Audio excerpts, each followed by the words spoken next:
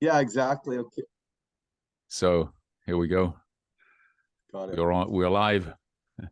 We're live. Good morning, Mr. Carlson, Klaus Carlson. How are you today? Good morning, Mr. Kong. I'm very well. How's the weather in Finland? Right now it's pretty okay. Let me just look out the window. Sun is shining, a little bit cloudy, no more snow. We had some snowfall, first snow this morning, but nothing Wow. nothing stuck. So I'm headed up to our local ski mountain after this meeting today. I got to quote some Christmas lights for the ski hill. nice. So I'm hoping to find some snow up there. Yeah, I'm sure you will. If not now, I'm sure it'll come when you have to do the installation. It's coming. Yeah. So Well, you've been, I've noticed in the last little while your posts have evolved and they're really great. They they're really great to hammer into our habits and why we kind of get locked into some of our destructive routines and whatnot. yeah, I'm obviously reflecting on my own my own issues. Yeah, and of and I course. think I've been incredibly bad at I've been pretty undisciplined much of my life. I suppose a lot of things were not that difficult for me, so for long periods of time, a lot of discipline wasn't required, like in school and at the time when you're supposed to learn good routines, good structures, and good discipline. So eventually it catches up to you, and you have to learn it later. Then, and I was fortunate enough to that the book Atomic Habits came out in 2019 when I was just in the, let's say, at the beginning of all of my big change processes. So it was published just around the time when I stopped drinking alcohol. So within a few days of that, it appeared, and I got my hands on it. So What what was the catalyst of change for you? What prompted the desire for this change for you?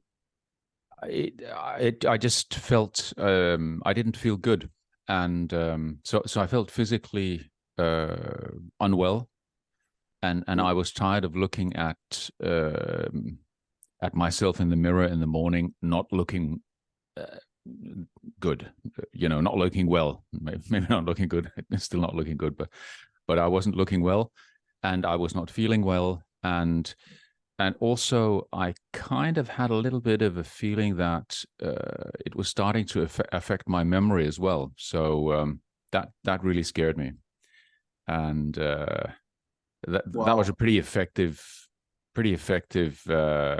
for me Motivator. motivator to say, okay, that's it. And Were you so actually forgetting things or was it more of a feeling? no, it's more like I don't know. We don't in the Nordic Scandinavian cultures we don't use people's names when we talk to them. So it's normal not to have a good memory for names because they're not really part of our Hmm. normal culture.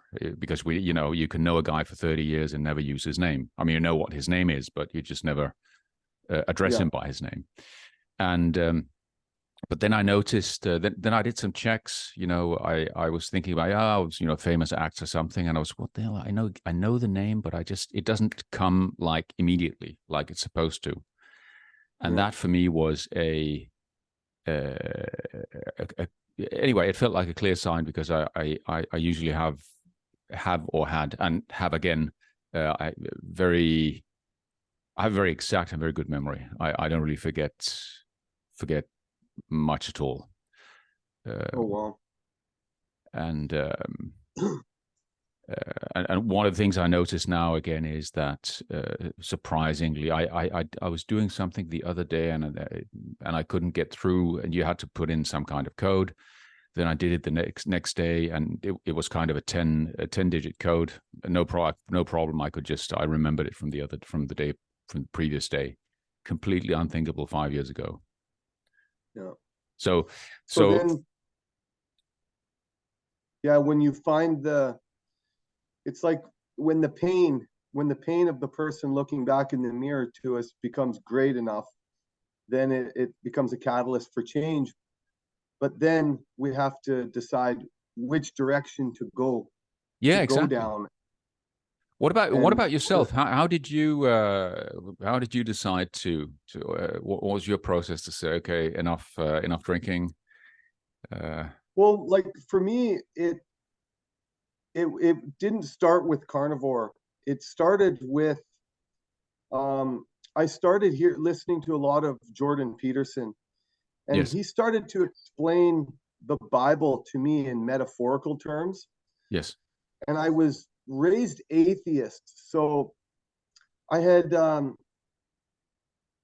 all of these nihilistic tendencies in my life, and you know, I was kind of raised where, well, if you have a family and if you have a business and you're making lots of money, that's your responsibility, and that you don't there's nothing more in life that you should be required to want other than those things. Yes. And I just, when I had my son, he was born in 2015. I just had all of these things in my conscience that started to play with me. I didn't like myself anymore, you know, as a standard guy going out drinking, partying with the boys, and I had thought I was doing a good job for a long time. And when I started to listen to Jordan Peterson, I realized I had been lying to myself. So it started with me with learning about more like whether you're religious or not, you believe in God or not, it's undeniable that our culture is born from the last 2,000 years of Christianity. So when I started to unpack a lot of that and find a deeper meaning in my life, then it allowed me to decide to rebuild my health. But I couldn't do that for, I sat very unhealthy for a couple of years in that pain for like, yeah, like probably 2016 to 2019. I was, that was the lowest points in my whole life. And I almost had rebelled against my strength and fitness because I had gotten quite strong and fit through, you know, 8-9 years of CrossFit, and I'd competed and stuff. But then I let myself go to total shit. And then heard about the carnivore diet. And again, they call it a diet, but it's much more of a lifestyle, because for me it upended all of my routines. It was Yes. it was a complete and total routine changer. I think, Lars, one of the things, I think the English language sometimes, although it's very rich in words, sometimes it's a little bit poor in words, and because diet means refers to dieting, but it also refers to whatever it is you happen to choose to eat as your lifestyle. So it's a little bit it's an unfortunate word in this connection, but It is. I agree with you that it's not this is not about dieting at all. Anyway, back to the drinking. So did you find it difficult or challenging to stop, or was it just or did you just stop? Actually, I found it difficult. My entire social network was built around alcohol. Yeah. So all of our friends that came over, our whole social calendar in the year was laden with different parties to go to, Yes. and all of it was based on drinking. Yeah. So like So yeah, I found it like standard Western, same in Europe. You know, it's standard Western stuff. Loads of yeah, drinking. I was captain of my hockey team. Yeah. So we're playing late night hockey twice a week, and we're drinking beer after hockey every Of time. course. Yeah. But I had it in my conscience that I had to get rid of alcohol from my life, so my son wasn't resigned to the same fate. I Yeah, that's knew good. that if he saw me, if he grew up witnessing me drinking all the time, that he would drink. Of course. So it became so severe for me that I literally quit the hockey team and moved. And I just completely abandoned my entire social network. And it was kind of lucky because it was 3 months ahead of pandemic. So then the pandemic hit and everybody kind of forgot about me. But my social network was, well, from my hockey team of 25 guys, only 2 still talk to me today. Wow, that's crazy. But worth it. Yeah, yeah. Well, I feel the same. I don't think there's any absolutely 100% worth it. I mean, my 100%. my entry into this to keto and carnivore was, you know, I didn't start with that either. It started with the alcohol, or letting go of the alcohol, Yeah. and then one thing led to another, so to speak. So Actually, a question I've had from guys before is this: does this work if I drink alcohol? yeah, good question. I think my understanding, you know, I don't want to lean myself too far out of the window here, but my understanding is that you could, let's say, if you drink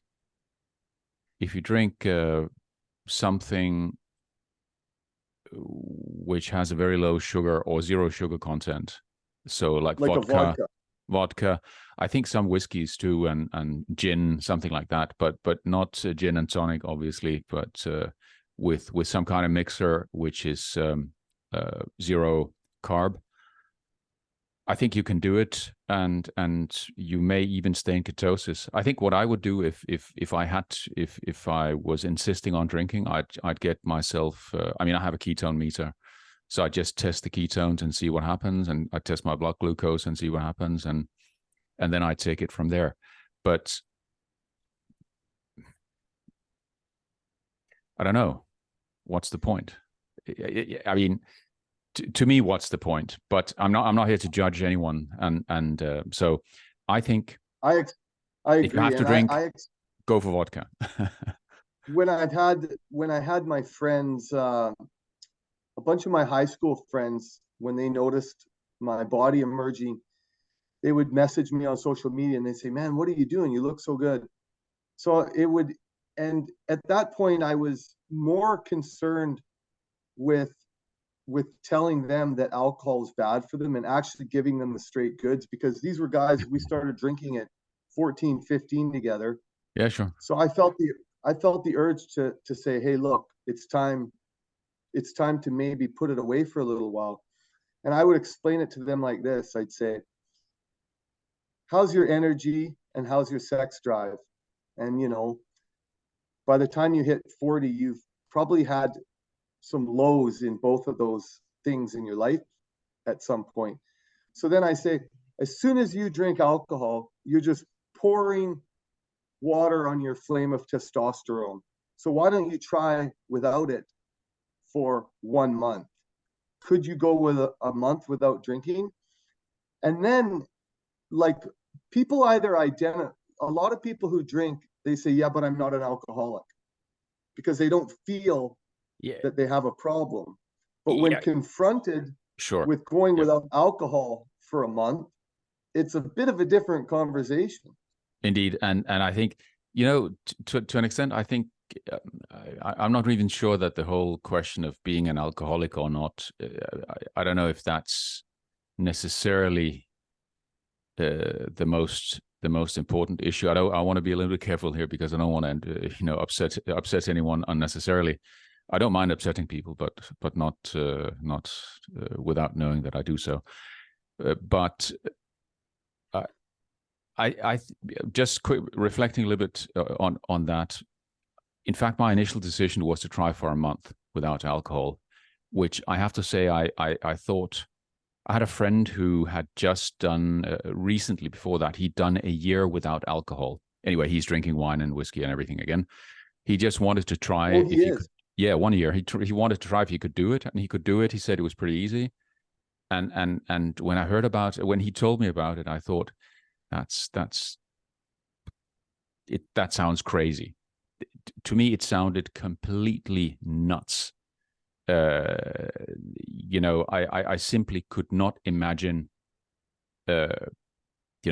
going a year, a week, maybe Yeah. a week, maybe a few days, maybe, but even a week or a month, a year, completely crazy. Yeah. Anyway, so I thought, okay, I'll try for a month, and then after,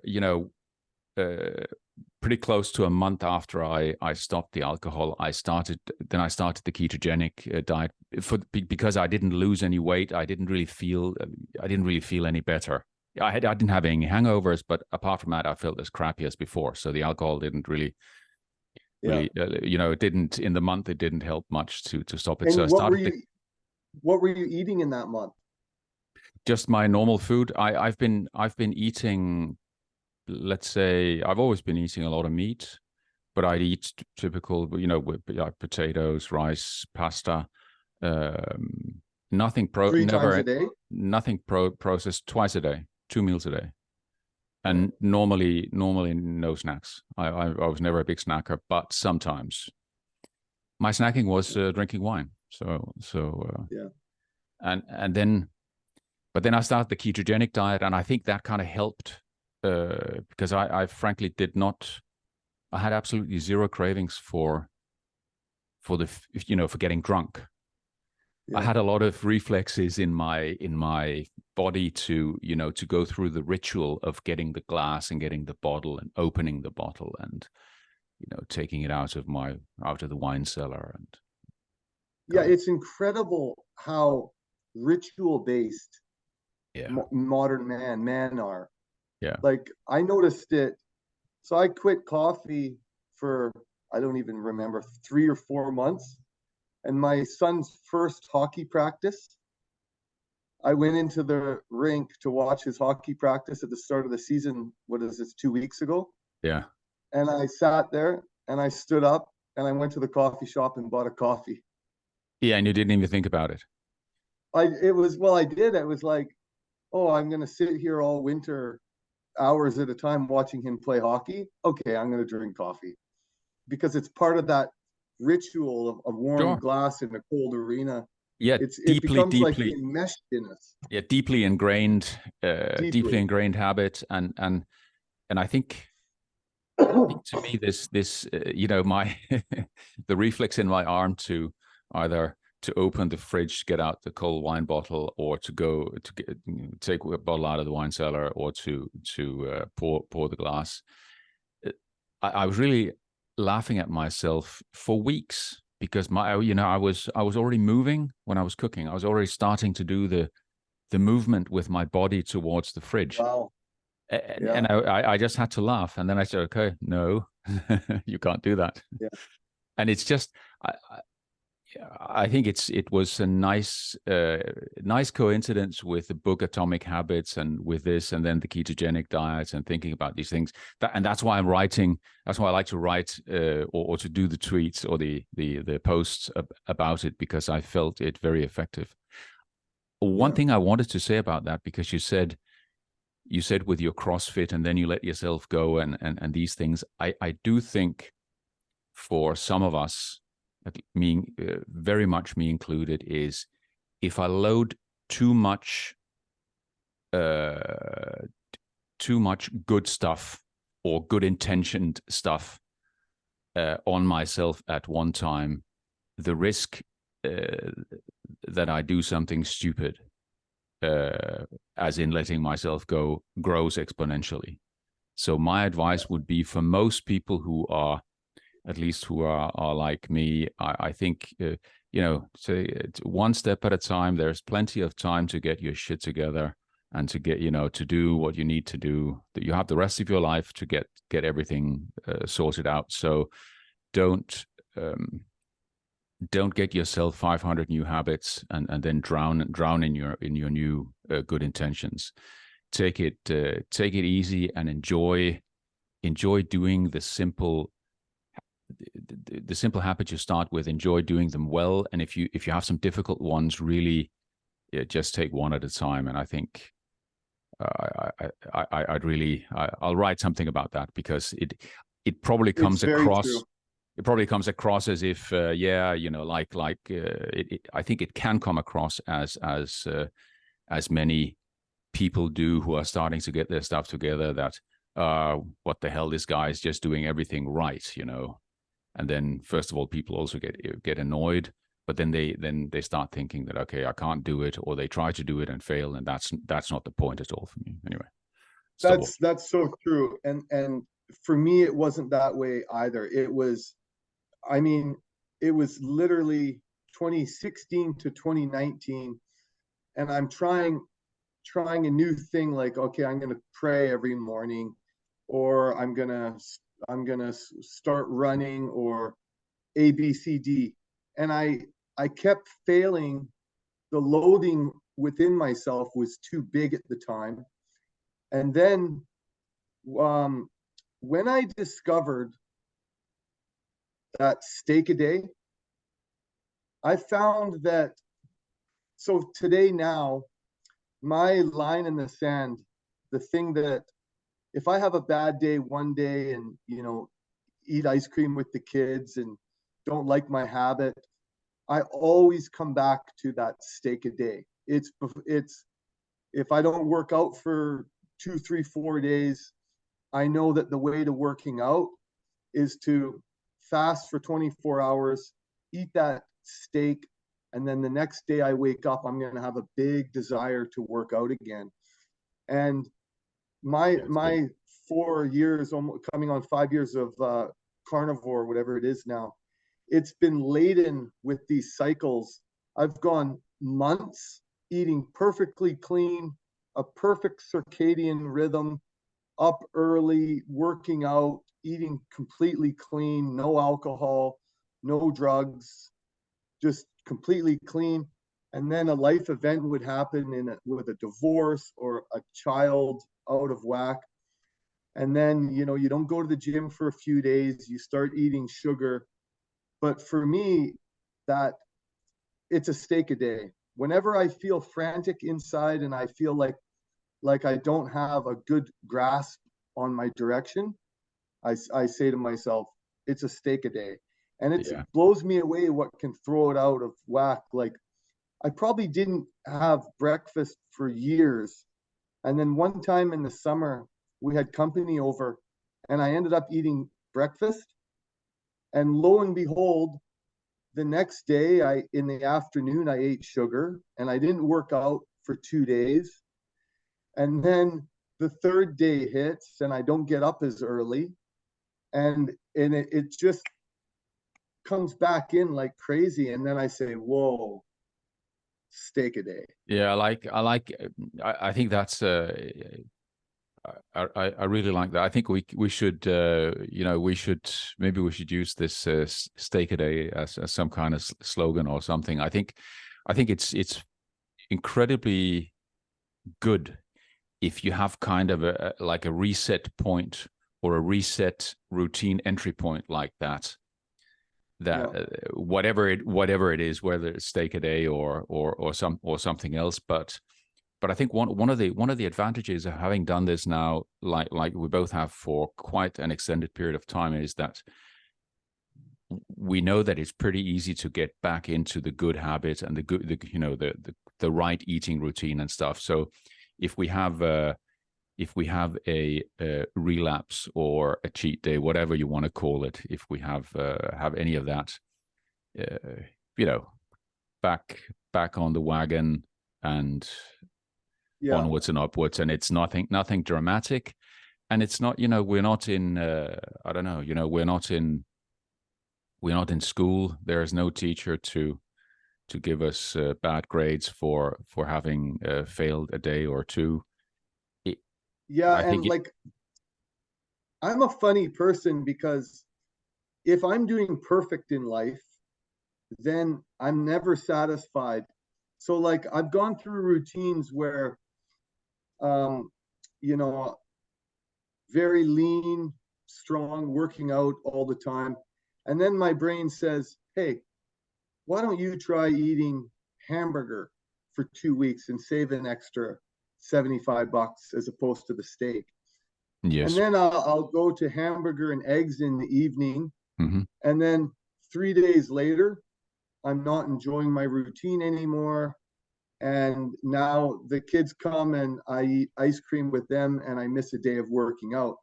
There's some that steak, it's the satiety is so hormonally fulfilling and satisfying that it's a reward. And like a common thing we hear in carnivore is, well, how can you possibly eat the same thing every day? So then I just I like to do little experiments. So I went through about 35 pounds of pork. Yes. And it wrecked my life enjoyment. Yeah. So I was like, yeah, I knew it was a bad idea a little ways into it, but I'm like, I'm going to finish this pork I have. And then the other day I went and I bought 25 pounds of New York strip loin and ate 2 steaks that night. And it was like, what I realized is it's a hormonal, we can't get sick of it because our hormones love it. And when you eat steak a lot, it almost becomes like a practice and you get enjoyment. It's like working out. You can never get sick of working out. Sometimes you think, oh, I should do something else. But when you work out, you feel great. And the steak for me, it hits the same way. And I was actually eating some tough steak and it had some really hard to get through fat around the outside. So I just put that in my mouth and I was chewing as like my jaw has become quite powerful. And it took like maybe 5 minutes to get through this really dense piece of fat. And there's something in the chewing of this meat that is good for us because it was, when I was done chewing it, it almost felt like a post-workout bliss. My jaw was tired from it. And I just felt I was sitting there and I was completely satisfied, satiated. So another thing I tell guys, if they have a hard time with food, like some guys I've coached coming into carnivore, I can tell they're hardcore. So if you take a hardcore sugar addict or carb addict and they've been unlucky enough that their own metabolism builds body fat quickly, they have quite a high mountain to climb. And I always tell those guys, reward yourself with steak. Don't think about the money.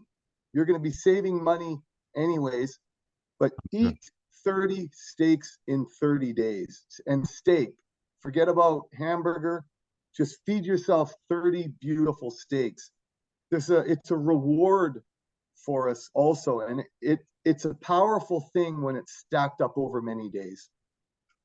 Yes, I agree. I feel the same with also with pork. I really like pork, and but it's more like I'd say I probably less than 5% of my food is pork. It's more like candy. It's my candy. So I make some pork crackling and I eat some pork meat, but not very often. It's just simply I just don't feel so good. So.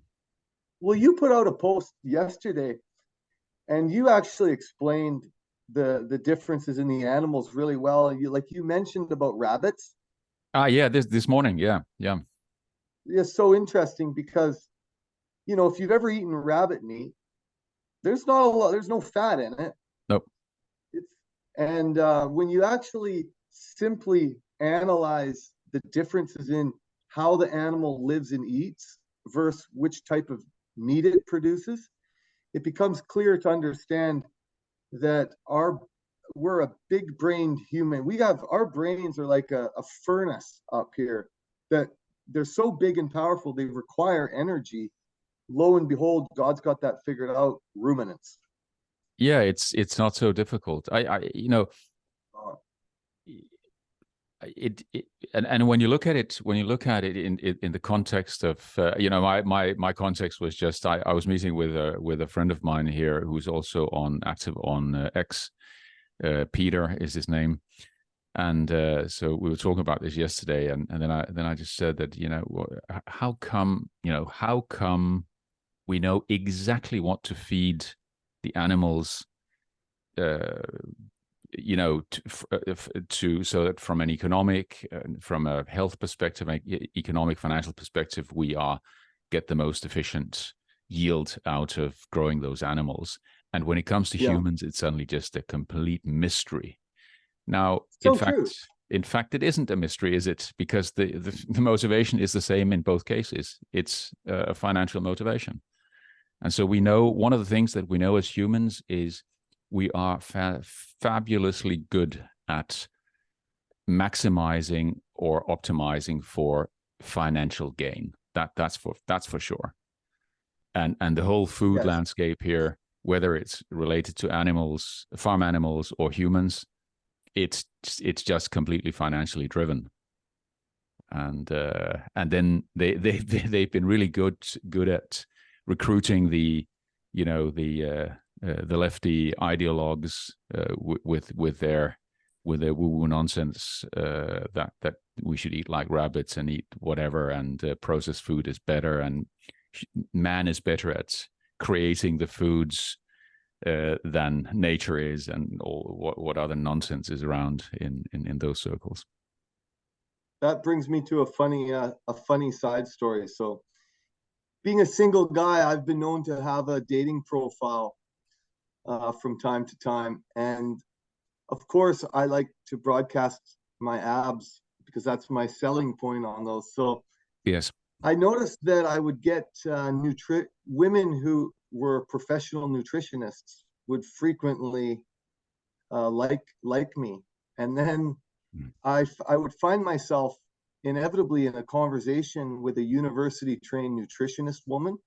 Yes, and I would listen to their thoughts on food and health, and just be completely and utterly blown away, because if you take what university trained nutritionists say at face value, then humans basically couldn't survive without the intervention of supplements and foods that need to be shipped across oceans to get to us.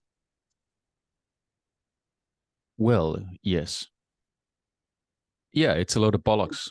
It's bollocks, and it's more complicated. Like, it's so much more complicated than it needs to be. But the reason I think the reason is so simple, because if you when you're successful at complicating something, it means that you can't figure it out for yourself, so you have to listen to somebody else. Somebody else will tell you what it is, and then you learn to trust the system. Which I'm not saying that this is inherently bad, but it can lead astray, like it does with nutrition at the moment. Then you just listen to this. It's because it's so complicated, because I don't know, I'm hearing 15 different opinions about this, or 500 different opinions, and it's so difficult. So you utilize people's natural laziness and their sugar cravings to feed them a load of high margin crap, and then you recruit the universities and doctors and the whole medical establishment to support it by not and I'm not saying that doctors promote eating sugar. I doubt you will find any responsible doctors doing that, but they do follow the guidelines that they have to follow, otherwise they lose their license. And who decides the guidelines? The doctors? Certainly not. The guidelines are decided by civil servants who might have personal interests, which are maybe not always 100% open, transparent, and honest. Yeah, and like, the use of science to recapture our health is a less efficient way than the use of ruminants to recapture our health. Yeah, well, so, in a way, it's in a way, if I don't know, I think if the science was done in an unbiased and honest way, I think it would.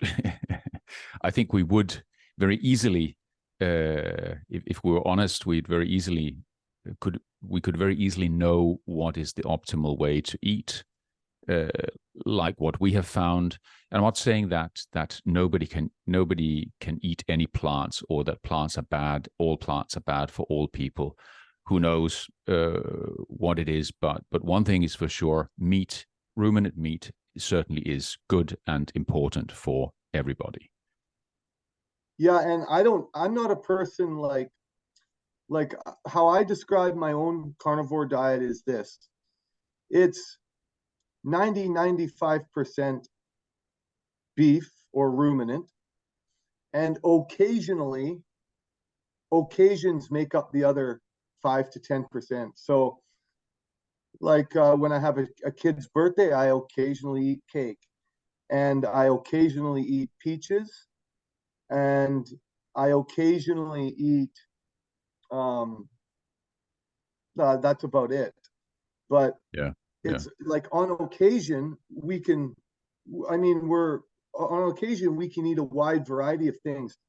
But if you focus on and then the other thing is, if you take a 30-day eating schedule, and if you actually get 30 days of completely clean eating in that, you're you're gonna most people report back that that's the best they've ever felt, because it hasn't happened since we've been breastfeeding that we've had a completely restricted and limited, perfectly adapted food for the human body for us for 30 days in a row.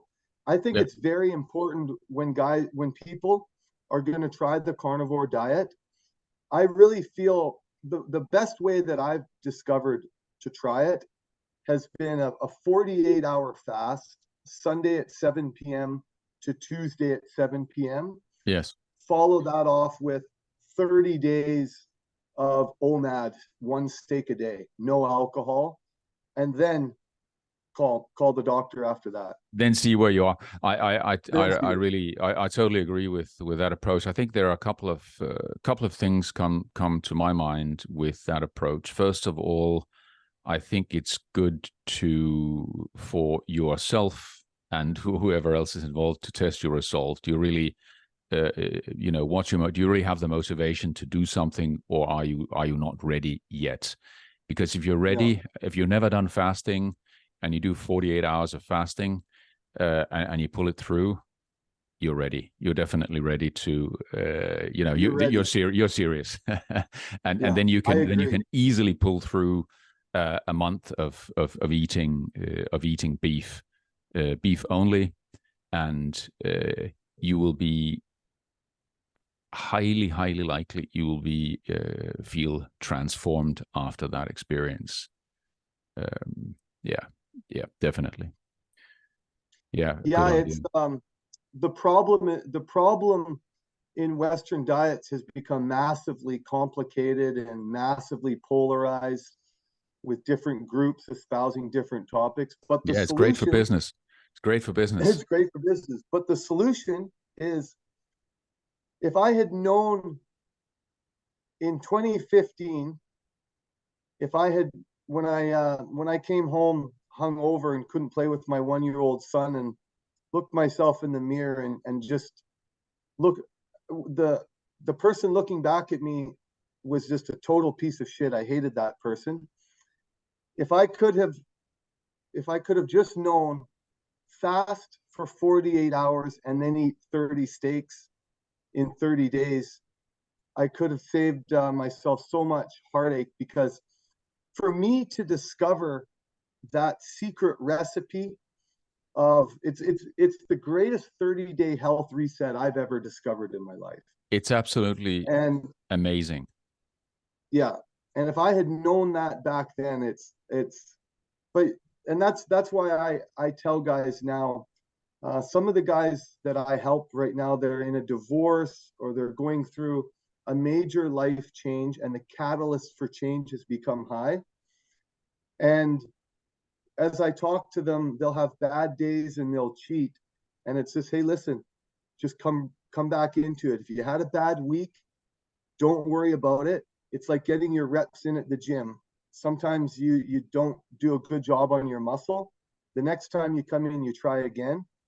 And then you can, I guess what I'm saying is, the carnivore diet is an easy thing to recapture and to reset back into after you failed. Because Yeah, who doesn't want a steak? exactly. I totally agree, and I think it's healthy and it's safe, at least for most people. I think, of course, if if I'm sure if you have certain medical conditions, you need to consult with your doctor and not with Lars and Klaus, but for most people, especially when we're talking about people in their 40s and 50s, who are not on their deathbed and not very sick, fasting is not dangerous, and eating only meat is not dangerous at all. On the contrary, I lost 15% of my body weight in that 30-day period. In the first 30 days, 15%. And did it happen? Did you lose more in the last 2 weeks as opposed to the first 2 weeks? No, it was pretty constant. And then, so the first 4 weeks, I lost about 26 pounds in the first 4 weeks. And then I lost another 26 pounds in the next 8 weeks. So it slowed down after the first 4. And then I lost a couple of pounds, and then I came, I was kind of down and touching some slightly. I was down at a BMI of under 19, so I was pretty. I really took it to the limit, so to speak. And but are you building muscle?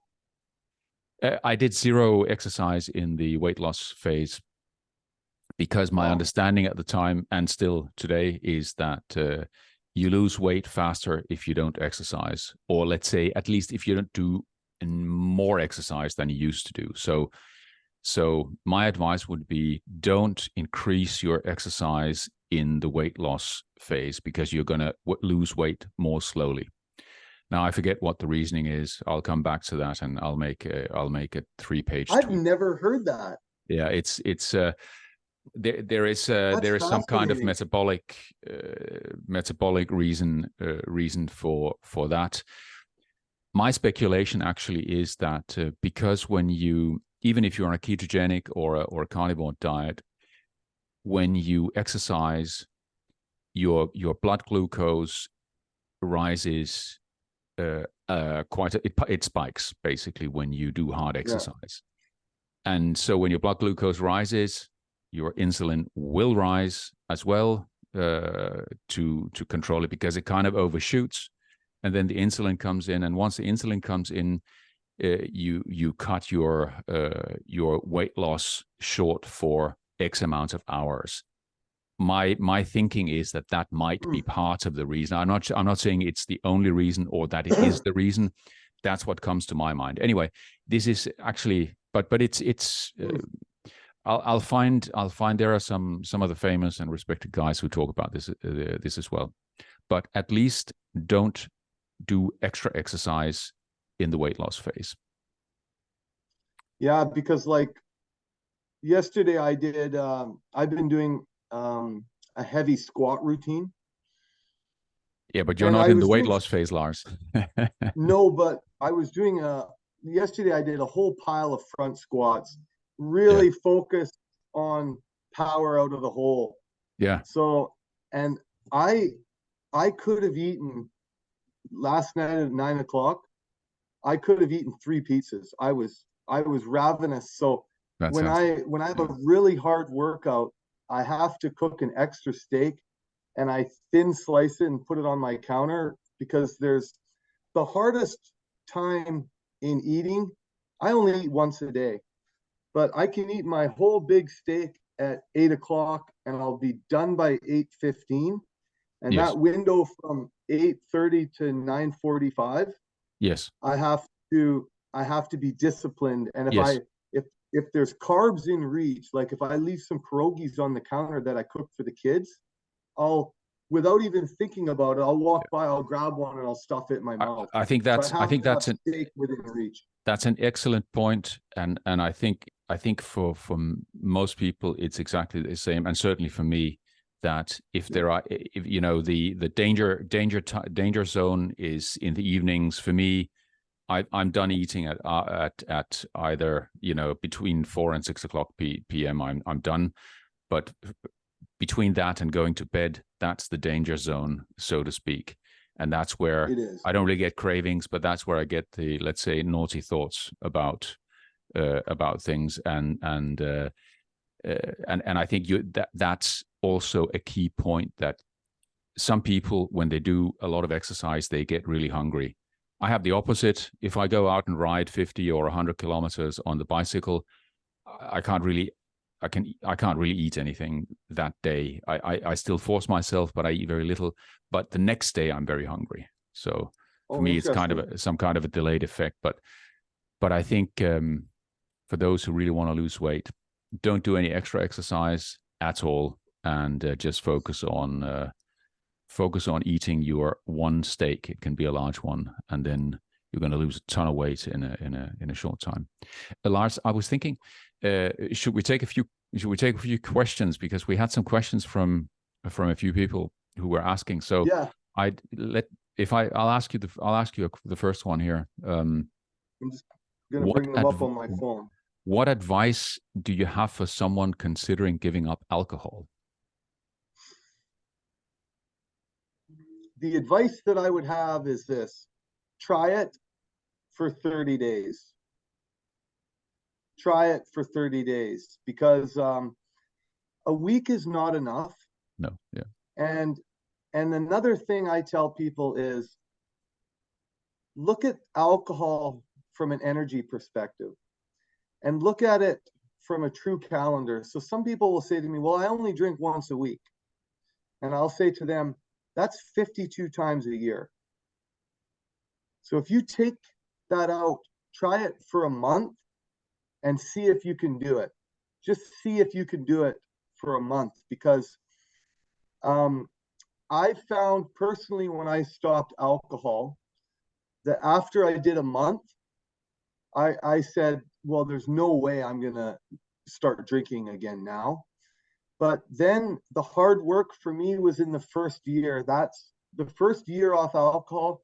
That was all of the societal resets. You know, like if there was a hockey game on, I would think about a beer. If I went to the beach, I would think about a beer. So the first year, my nervous system had to reset all of the natural inputs that I had built around drinking. And then there's the last thing I would tell them about is this: there should come a time when you stop alcohol that you can plainly and clearly feel that the benefits outweigh the positives, because alcohol is actually very destructive on our hormones. And if you get a long enough break from it, you're going to feel that, like for me now, every summer I'll take a glass of wine from one of the vineyards around here and I'll have a sip. And the smell of that alcohol is so repulsive to me now. It reminds me of how bad I hate it. And it'll hurt my jaw and I'll spit it out. And it blows me away. Like for me, alcohol now, I would be like an 8-year-old drinking for the first time again. When your body has become accustomed to alcohol, it's a horrendous poison on our testosterone. It ruins our sleep. Yeah. So treat it very seriously and take a month off of it. That would be my advice.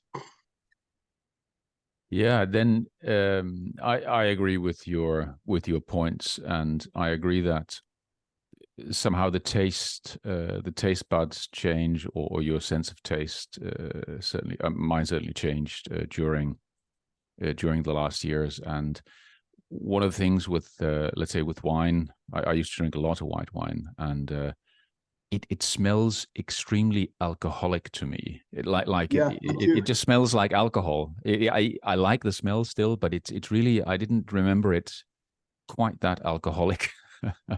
But anyway, it doesn't trigger anything even. Actually, I have another.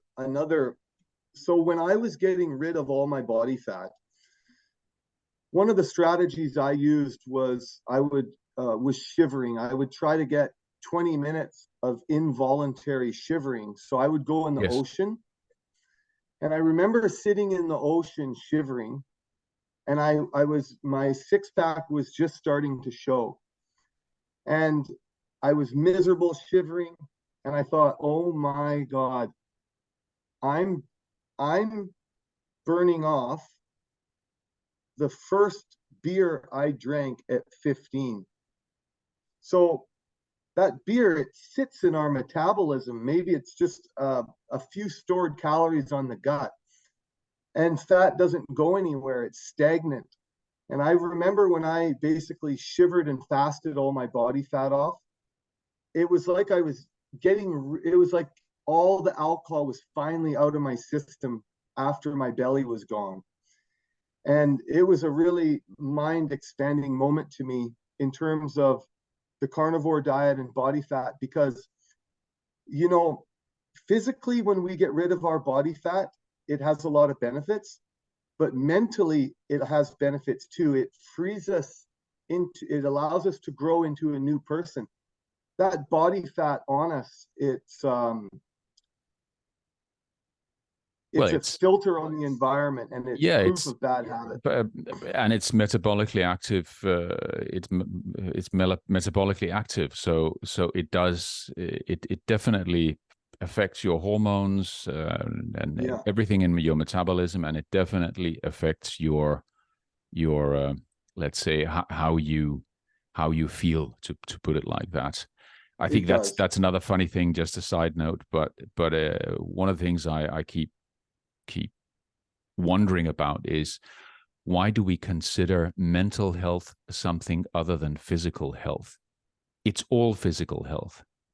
We are not a non-physical we're not a non-physical system or mechanism or being. The mind is physical. It is physical, chemical, physical processes, and at least physiological. And our skin, and how our skin interacts with temperature and taste, and like you put out some stuff on circadian rhythm, like to wake up in the morning and practice long gazing into the horizon to set your circadian rhythm. Yes, yeah. Look at the sky. Look at the horizon. Very important. If you can. Very important. Of course, we're getting into a season here now in Finland where we can go out and look into the darkness. But anyway. Another question we had that I wanted to ask you, Klaus. Yes. How do you maintain your diet and sobriety in social settings now? Because you're a businessman, so you're obviously going to lots of different functions where the old you or the old me would have said, I need to drink now to land this deal. Sure. So how do you get around that stuff? I just pretend I'm Nancy Reagan. Just say no. No, I get a glass of water, and mostly the guys I'm dealing with are mostly they're guys my own age, they company owners, CEOs, whatever, and I tell them about, I tell them why, I can be pretty sociable, and so we have a good talk, and I can tell you there is a 100% maximum interest about the stuff that we're talking about here. Yeah. Both about not drinking alcohol, carnivore lifestyle, or ketogenic, or something to make you feel better and stronger, etc. Because one of the things, I was in Italy recently, and they said, wow, you're in incredibly good shape. I don't feel in particular any kind of other shape than just normal shape these days, because it's been so long that I've been in good shape. But of course, compared to the other guys, I'm pretty, they can see that I have zero stomach, and they can see that, they can see some muscularity, which is not typical in guys my age, and so they're curious, which is great. So it's easy anyway. It's interesting what you say, that you said you've been doing it for so long now that you don't project that on yourself. Like you don't feel that you're in what they're reporting back to you. Yeah, But anything special? Yeah, I'm just surprised. Yeah, yeah. because I feel the same. Like there's been periods on the carnivore diet where I would look at myself in the mirror and I would say, "Wow, I've made it." But Yeah. then that quickly fades into naturally I'm hard on myself. So I'm like, well, now I'm beating myself up about my legs. But what you said, when I shake someone's hand in business now, um, it's it's a totally different response than I've ever been used to. It's the equivalent for me of when I drank, I was a boy and now I'm a man. They'll compliment this, say, wow, you're in good shape. And I don't know exactly what it is because even if I'm wearing baggy clothes, but Yeah. there's something in the bearing. There's something in how you hold yourself. There's something in how your health demonstrates itself that that changes. And I even tell guys that I think like my jaw and my facial structure has changed because, Yeah. well, if you think about it, we're chewing 600 pounds a year, give or take, Yes, we are. of beef. So that changes your entire skull structure, and that's a It does signal something. to other men out there. So I it's think there's interesting. something. My guess is there's something in your in the behavior and attitude as well. And I don't mean anything negative, but I think you probably you kind of radiate a different kind of feeling or being, and that Yeah. might emphasize it too. But anyway, I think the point, the short answer, which was just say no. I think the correct answer is, it often it becomes a good productive topic of conversation in the social setting. In the business setting, we don't, I've never been in a business, I've almost never been in business situations where we got hammered in the business situation, except in Russia and Poland. But that's anyway. I'm not doing business in Russia and Poland right now, so not so much pressure to drink like a fish. Well, my business networks were laden with heavy drinking when I was my first company I had in Vancouver. Yeah. And it's like you project what you are. So I was a drinker, so therefore I've always found myself doing business with people who drank. Yes. And now I'm doing business with a completely different type of people. So it's that drinking one is important. And if I had to be totally honest, like if there's a guy out there and he say, hey, I'm going to do the carnivore diet, but I'm going to keep drinking, I would say that you're only going to experience, at the generous end, I would say 70% of the positive effects of carnivore. If you're going to continue to drink, Andrew Huberman says more than 2 drinks a month is detrimental to your metabolism, and I would agree. Yeah, and he's probably right. I have nothing to say against that, and I think I just think that regardless of carnivore diet, I think one's life quality will increase tremendously if one stops drinking alcohol. I think people like you and me, perfectionists like you and me, I think we are classic people to get into a little bit too much drinking, because we are unhappy about all the things that we didn't do perfectly. But it's not the solution. No, it's not. Here's another question that I thought was a good one. Could you share a standout realization you've had on this health and personal growth journey? That's a good question. Well, yes. I think that if it's just one, I would say the biggest one, which is still I still have trouble believing that it can be true, is that my feeling of having become red pilled, to use the Matrix expression.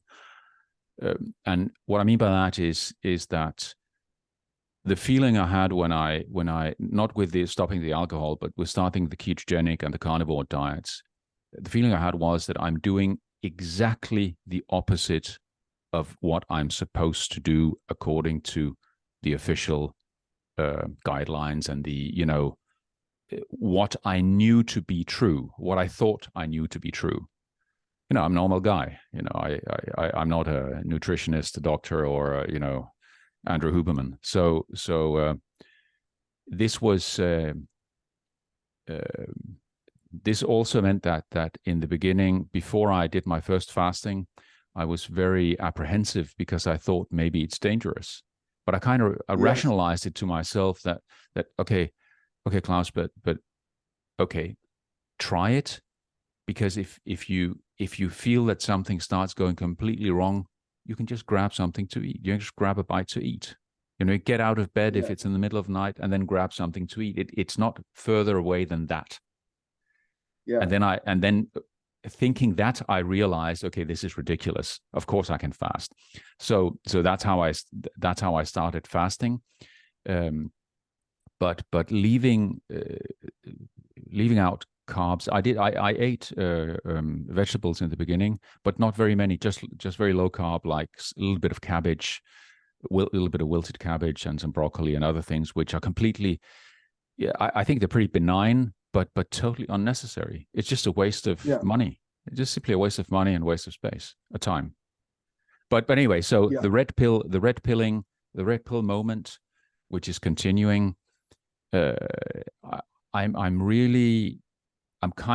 like to believe in our, let's say, the democratic foundation and the functioning of our legal systems, freedom of speech. These things are, I think, important, and I kind of believed that it works, even if it doesn't work 100% all the time. But we have good societies, high standards of living, good infrastructure. Everything is pretty good, and I have reason to trust. And my trust was fundamentally destroyed by this experience. So if you want to keep your trust, I recommend keep drinking and keep eating a lot of carbs. Do not start a ketogenic diet or a carnivore lifestyle and stop drinking. That's well said. Yeah, that red pill moment, like the mental changes for me, they really happened year 1 to 2. Yeah. Because then I had been off alcohol for a whole year. So now it had become part of my identity, where before my identity was that I drank. Yes. And then so years 1 to 2 for me, I was very isolated. At the start of my divorce, living in an RV by the ocean, and these red pill moments, like, I just couldn't look at the rest of society the same way anymore. It seemed like everybody was operating under this common accepted lie. And since I've come back into society much more, and now I'm living with my 4 children, so I see how that information is foisted upon them in school, in Halloween and Christmas and birthdays. Yes. And I can see how the whole thing unfolds. And like for me, my kids are 16, 12, 8, and 4. Yes. And only my 4-year-old isn't addicted to sugar. All the other children are addicted to it to a certain degree already. And of course, my 4-year-old, she has the benefits of being little. She craves steak. Like when I saw what the steak did to my children at different ages, it kind of gave me a window into the damage that the matrix puts on them through food, because the youngest child is the least damaged from it, and she adapted into carnivore the most aggressively. So when I was eating pork, I was feeding the kids chicken, and she would have full on yelling at me, "I want steak." See, because I've gotten her so Yeah. used to the steak. So it's interesting. Like, I'm sure if the science wasn't corrupt, we would have whole books written on just how specially adapted humans are to ruminants. No Yet doubt. this knowledge is fought and hid and obfuscated from it. And when I see it in practice, and then on my children again, which reinforces what I went through and felt, it's it's hidden from us because it's the perfect food for us for collecting nutrients from vast tracts of land, storing them in a clean vessel that It's perfect. that doesn't It's really go perfect. bad. It's It's perfect. environmentally perfect, completely neutral in Perfect. all kinds of ways. No waste, no pollution, no net pollution, no nothing. It's No. perfect upcycling of grass which just grows and dies and rots if it doesn't get eaten by cows and sheep. I mean, Yeah. it's just genius. Yeah, And it's the only thing in the world that's too good to be true, but it's true. it's too good to be true. And I remember as a kid myself, I always liked meat, all kinds of meat, but absolutely no doubt for me that the best was always to get steak. Nothing beat, by a big margin. And I think that's how I feel still. So anyway, so I just eat steak. Yeah. Let's take another question that we had. Yeah. We got plenty.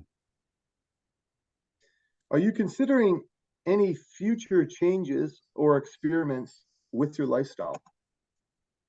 That's a good question. I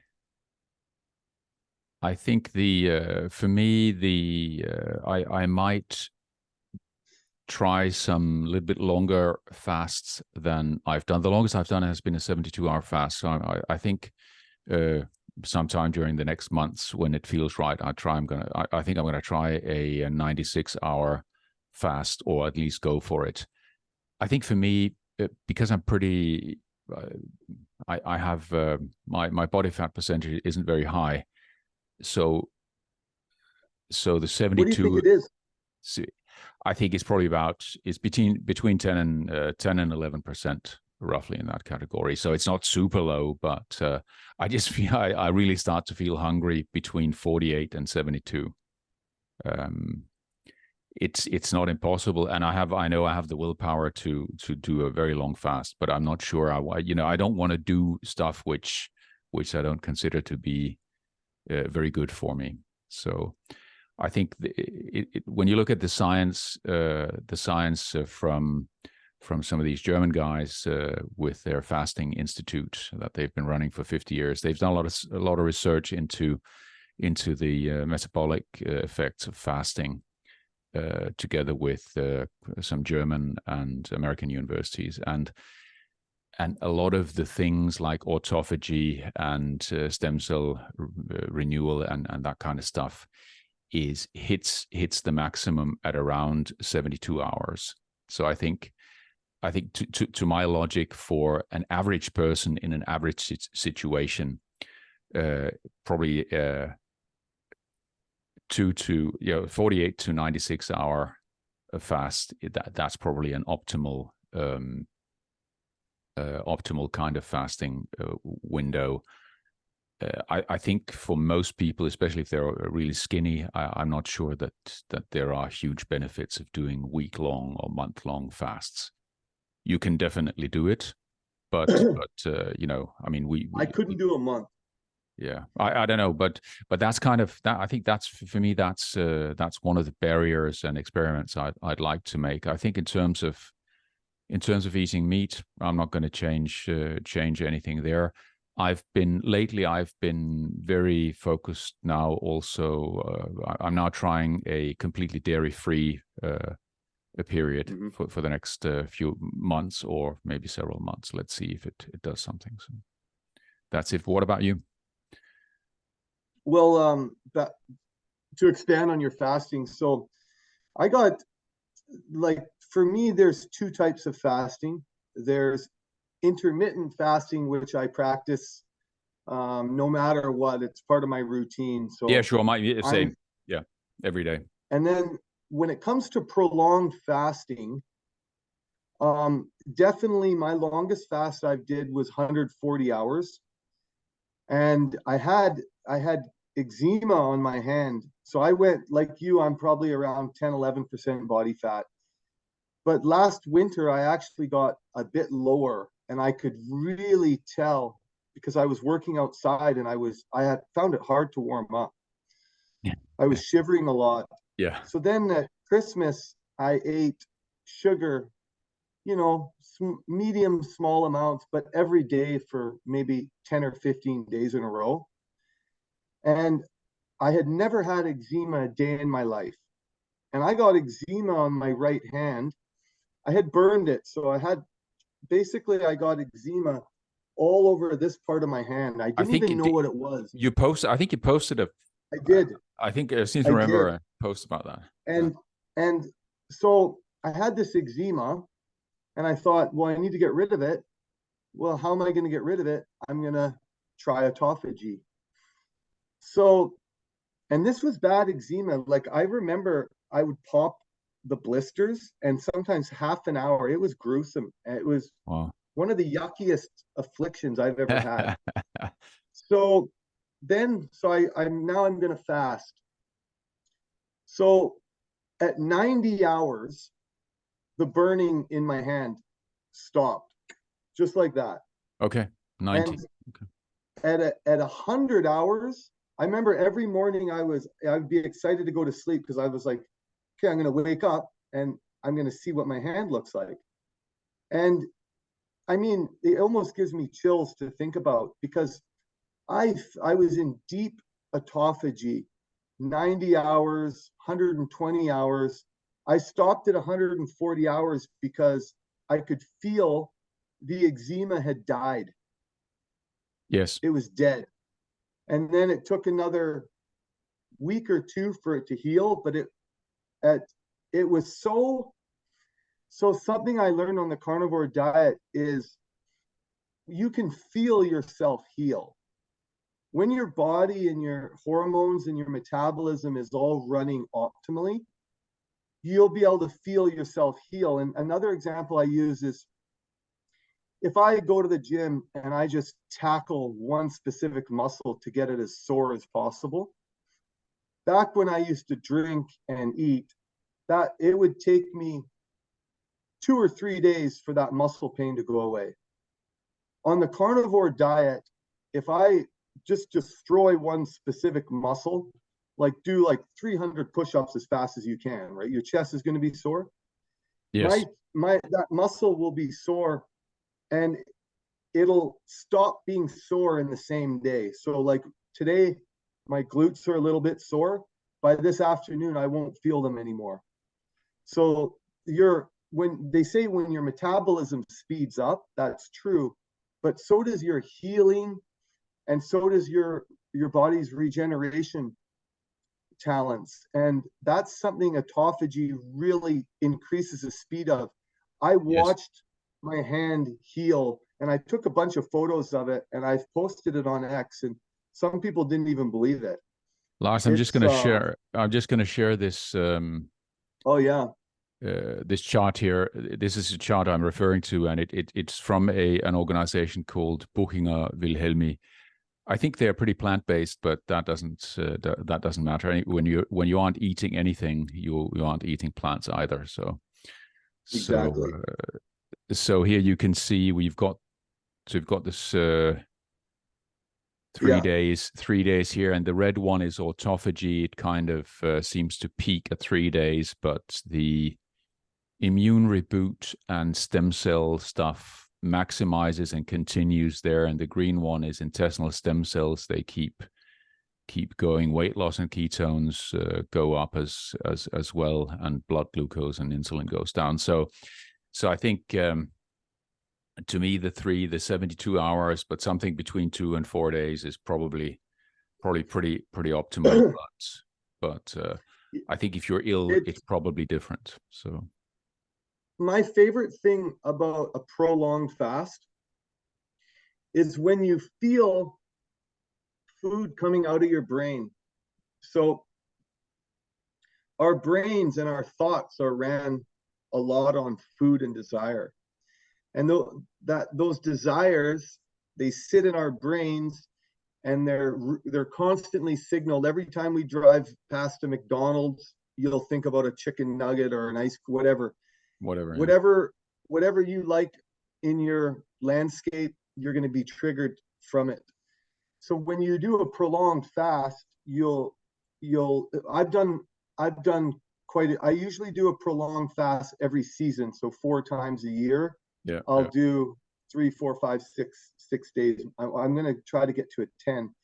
But anyways, when you're on a prolonged fast and you feel this gap in your attachment to food come into it, and at the end of your fast, you're almost like you're sitting in these meditative states where you're totally detached from food, which gives you a completely new perspective on the environment. I have this exactly the same experience, and which, funnily enough, it always makes me wonder, why don't I do it more often?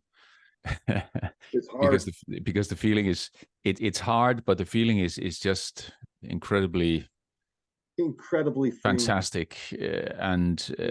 I think the reason is I simply really like eating. I really like to eat my steak and my eggs. I really enjoy it. And me too. It's my and I favorite really part of prefer to do it rather than fast. And even if I feel better by fasting, it's like there's something missing in my life if I don't eat. And so it's still, even now, it's I have to decide. I think let's say I wanted to do a 48 or whatever fast. I need to decide now. I've had my food for today, so I need to decide it now before I go to bed that I'm not going to eat tomorrow or 2 days or 3 or whatever. I can't decide tomorrow. That's too late. When I do a prolonged fast now, I have to write out a whole new routine for however many days I want to do. Yeah. Okay. Yeah. I can't live in my normal routine and fast. Yeah. Like, I can't hang around my apartment in the evening with the kids, feed them dinner, and do it. I have to do, like, when I do a fast on day 2, I do a lot of hiking when I do a prolonged fast. Yeah. And I have to get way out into nature, and it takes a lot of spiritual questing to actually achieve the fast, because I have failed on prolonged fasts many times, and I realized, looking back, it was maybe my ego was wanting to fast, but my heart wasn't, because it's not an easy thing to do, to go without food, because your brain will say, like, the last time I did a prolonged fast, I think I did 4 or 5 days a month ago. I think I did. Yeah. I did. Yeah. And all my brain was telling me was, you're eating your muscles. You're losing muscles. Yeah, but your brain and your ego will tell you all kinds of nonsense. And I think that's, by the way, one piece of advice I like to pass out all the time is everyone, get your ego under control. get your ego under Get control, your, and learn how to leave your ego at home, or just tell it to shut up, because in 90% of the situations, your ego is not doing you any favors. At least, well, 90% of my time anyway. But me yeah, too. it's sometimes, of course, And we aren't the people we are without the egos, but really, and this is something through the meditation and the meditation guys that I've listened to, I understood the distinction between the ego, my thoughts, and myself, that these three things are not the same thing, which was a bit of a revelation to me. So I wish for everyone that they could have this realization, because it's going to make your life much easier. the most successful people that I've seen on the carnivore diet, they have all become slightly spiritual around their evening steak. They've learned to love it from a large variety of reasons. Like I see Southern Yankee. He's got some good posts on his steak routine. Yeah, excellent And post. when I see guys, you know, like you're going to go through a period where you kind of hate what the food industry did to you, and then you're going to go through another period where you're just filled with gratitude because you get to eat the best food on the planet every day, and it then turns you into a different person. So it's I have to say, yeah, I agree with that, of course, as well, unsurprisingly. But I would say for me, I'm primarily just grateful.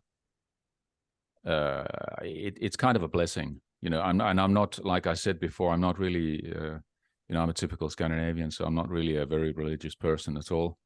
But so I try to use the words advisedly, but it does feel like a blessing that you can turn. You know, you've been told that, yeah, you're getting older, so you have to accept this and blah blah blah, whatever, and then you turn your health around.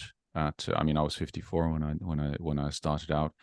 Turn your health around completely. You get healthier than you ever, stronger than I've ever been, and all these things. It does feel a bit like a blessing. It does feel incredible. It has blessed my life in ways that nobody could have told me. I never would have believed them. It changed my relationship with my father, my friends. It's become a large part of my identity. It's also become my security blanket. I know that if I have a bad day, that steak waiting for me, when I don't have a steak waiting for me on my counter at home, I have just overall 10 or 15% less. I just feel less calm inside. And it's funny because like I've experimented. If there's pork waiting, I don't feel that great about it. Like even hamburger, I use hamburger almost like as a supplement to get more protein. Sure, yeah. But there's just that steak for me waiting there. That's my new whole reward system is based upon that. Yeah, that's good. It's a good substitute for a lot of unhealthy stuff. It is. I think about substitutes, I think maybe a kind of a final comment from my side on that. It would be that when you get into this kind of lifestyle, compared to a normal lifestyle with drinking and eating all the time, you will find that you suddenly have an enormous amount of time on your hands, and you need to, you know, you need to find some, you know, the more activities you have ready to fill this void, the easier it is to avoid temptation and doing cheat meals and doing things you shouldn't do. So you will find, especially if you're the one cooking in the household, like I've always been, or most of the time anyway, you will have an absolute boatload of extra time because you don't, the shopping, you do the shopping in 5 minutes instead of 15. There no planning required. You don't have to look up recipes or anything. And you don't, if you do your bulk shopping, you don't have to go shopping very often. So you just cook your food extremely quickly, eat it, and that's it. And so you probably, my feeling was that I saved maybe 3-4 hours a day. And of course, you also save all the time that you would have been, let's say, out of normal working order because of having had several glasses of wine. So you don't get into that state at all. And that's extra time too. So anyway. You're 100% right. And what I learned was I actually have 2 days in one day. So yeah, something like that. My day used to be productive for a few hours and then waste and rest and drink and eat. And so now my day, it's pretty much morning to afternoon. Usually I'll take an hour break in the afternoon, and then I say to myself, okay, let's get ready for the evening shift. And then I'm generally productive now from when I wake up. Like my productivity in the day is between 12 and 14 hours. I'm doing stuff now. Yeah. I think my productivity has gone up enormously as well. But I think my latest stuff here, what is it today? Is day 50? I think day 58 on my 5 a.m. club routine. So I got up at just after 4 o'clock this morning. But anyway, 5 a.m. club, day 58. I think you're loving it, and it's great. I mean, this is I get 4 extra hours a day, just like that. And those 4 hours I used to obviously no longer alcohol, but I used to do maybe some nonsense scrolling, watching YouTube and whatever, something which is nice. And I'm not saying it's wrong. Of course, I was watching a lot of carnivore and ketogenic and other kind of stuff, as well as some nonsense as well. But now it's just much more structured, and I do it in the morning instead of in the evening, and it's just phenomenal. It just is. It's just crazy. I wish I'd understood this long ago. Well, that's a great point, and I'll just add to it by saying, like I started on the carnivore diet in my late 30s, and up until then, I had never accomplished a course. Like extra little things that I would say, hey, I wonder if I could do that. I would just never get to them. And since I went carnivore, I've completed 2 provincial financial certification exams that I wanted to do. I did insurance and real estate, and like I was learning again after I stopped drinking. So I would study for months and go through a provincial exam, and I was doing it. And then I also, I've learned a whole variety of new trades from carpentry and flooring. So I find with all this extra time now, I generally have 3 or 4 hours a day where I can learn something new. And because I've been doing that now for 3 years, I'm actually just starting to feel the effects of that in my own life, because I have these new skills to offer as services to the world. Yeah, and exactly. Like, oh my God, but that's actually paying off now. But for years, it was just like, okay, I have this, now what do I do with it? But that extra time, it's like in carnivore, you compound positive circadian healthy routines, and you compound steak. Yeah. And it takes a few years to build up, and then you get to reap the rewards of it. So 100%, it's definitely worth it. And another thing I wanted to say is, you and I, we're doing our podcast because we hope to evangelize this message to other men, to give them the information I wish that I had when I started on it, because it's a difficult thing for guys to make, okay, I'm going to try the carnivore diet. There can be years and months leading up to that decision with fear and pain and indecision and, oh, it's not healthy. So that's what we're looking to do, is just to provide the signal and eliminate the noise to get guys to feel as good as you and I have experienced, and so many others as well. Exactly. And so they can shortcut the social pressure that they have, Yeah, that they give themselves, but they also receive from others, you know, their wife and maybe family, friends, everybody. And really, I hope we can reach a good number of people, and even some younger guys too. But it's never too late.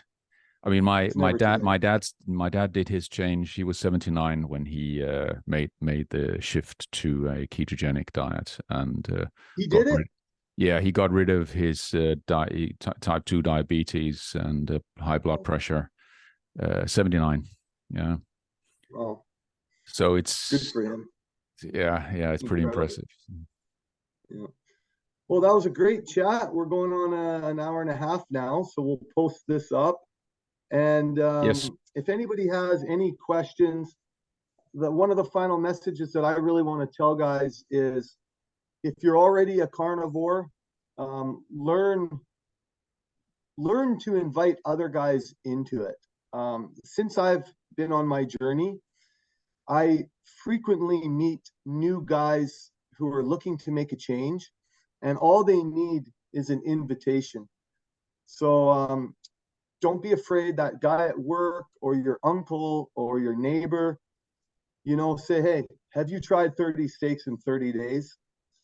And invite them in, because it's kind of a responsibility that we have as men, is to build up our communities around us.